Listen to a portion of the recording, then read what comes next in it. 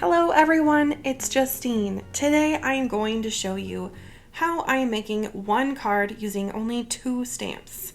Now I'm using the stamps from the stamp set of the month from Spellbinders for September, and this stamp set is called Fall Gnomes. It has a coordinating die set, and I definitely recommend picking that up if you are interested in the stamp set. So I'm going to go ahead and stamp my sunflower stamp from that set right onto my card base. I'm going to stamp them at varying heights to kind of show a field.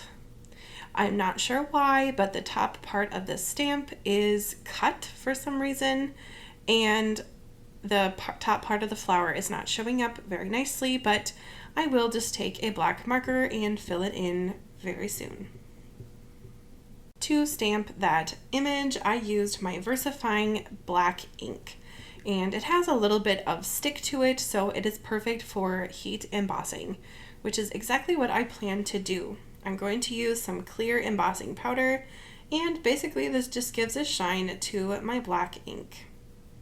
I will also stamp my sentiment, which I'm going to do on a piece of scrap white paper and mount it on another color of cardstock to add interest.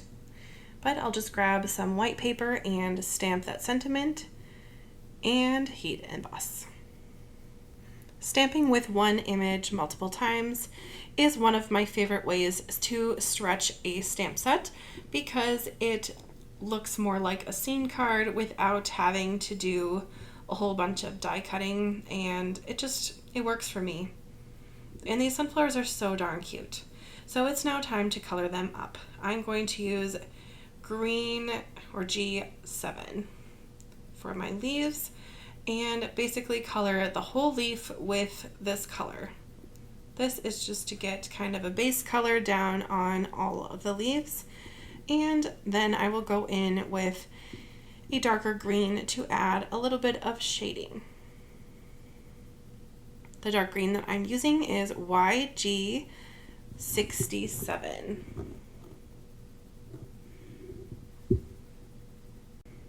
Then it's time to color my sunflowers. I'm going to use a couple different yellows. I'm using Y17, which matches my cardstock perfectly, and that cardstock is what I'm going to mount my finished card on.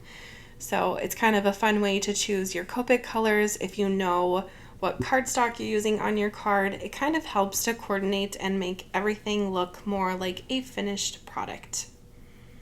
After looking at these sunflowers for quite some time now, I am reminded about the stamp set that Spellbinders put out that was to benefit the Ukrainian citizens.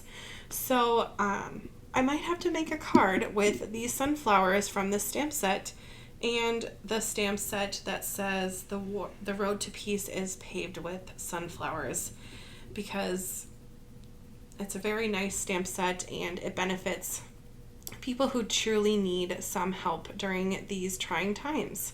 So if you're interested in buying that stamp set, all of the proceeds, 100% of them, go directly to help support people in Ukraine who really do need some aid right now. So I would definitely recommend picking up the stamp set, at least, if nothing else. The dies are beautiful with the sunflowers, so I will go ahead and link that in the description if you are interested in picking that up and supporting a really wonderful cause. For the inside of my sunflowers, I wanted to add dimension, but I'm first going in with E15 to all of the centers. Then I'm going in with E39 with kind of like a speckled kind of motion, kind of like random polka dots, to add the dimension to the middle of the sunflowers. Then I'm using E19, which is very dark, and finishing off the middle part of the sunflowers just kind of all the way. Then I'm using my mini trimmer from Tim Holtz, and I love this trimmer so much for small things like this, because it holds the paper that I am cutting just right, and I don't have to worry about anything slipping. This method that I'm showing you right here is my favorite way for mounting small things onto cardstock. I first get the thing or the image, stamp, sentiment, whatever it is, cut out, mount it to a corner of the cardstock, and then cut off the other two sides, basically eyeballing the sides and not worrying about dimensions too much. Then I will put my stamped sunflowers right onto my cardstock and then mount my sentiment. I asked my husband for advice of where to put it. I wasn't sure if I should put it at the top, the middle, the side, and we both agreed it looked kind of nice in the middle. I could have stopped there because the card does look very nice at this point, but I love a bit of bling.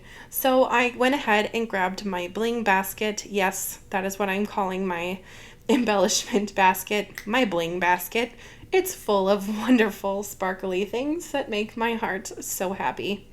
Anyway, I grabbed out this little gem pack, which is full of remnants of card kits, and these yellow ones were perfect for this card. They are leftovers from, I believe, the Easter card kit that came out earlier this year. I'll just use my tool-in-one and pop them on. If you've liked this card or have learned anything from this video, please hit the like button and subscribe for more crafty content from me in the future. Thank you so much for watching. Goodbye.